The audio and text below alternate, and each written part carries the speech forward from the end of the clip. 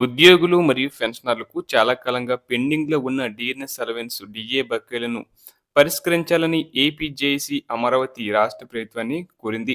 ఇక AP JAC chairman Bopparaju Venkateswarlu మరియు నాయకుడు పాలిశెట్టి దామోదరరావు జూలై 2018 నుండి జనవరి 2024 వరకు బకాయిలు చెల్లించలేదని, అలాగే జూలై 2024 నుండి జనవరి 2026 వరకు చెల్లించాల్సిన 4 అదనపు డీఏలతో పాటు ఇంకా చెల్లించలేదని హైలైట్ చేశారు.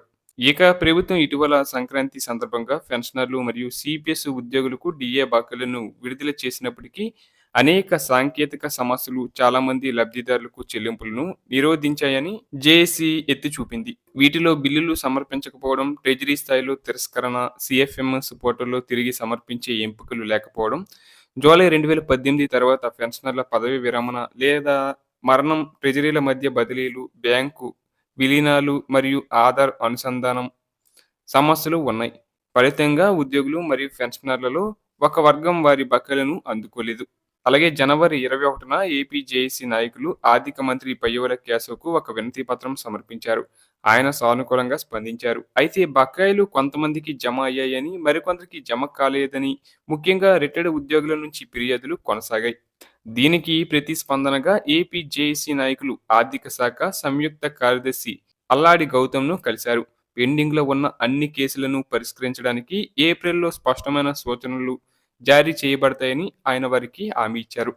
అలాగే పెన్షనర్లకు ప్రభుత్వం చెల్లించాల్సిన పెండింగ్ బకాయిలను వారి పే స్లిప్‌లలో చేర్చాలని, అవసరమైన చర్యలు తీసుకోవాలని ప్రభుత్వం ప్రధాన కార్యదర్శి శ్యామ్ ప్రసాద్‌ను హైదరాబాద్‌లో ఉన్న ఏపీ పెన్షనర్ అసోసియేషన్ కోరింది.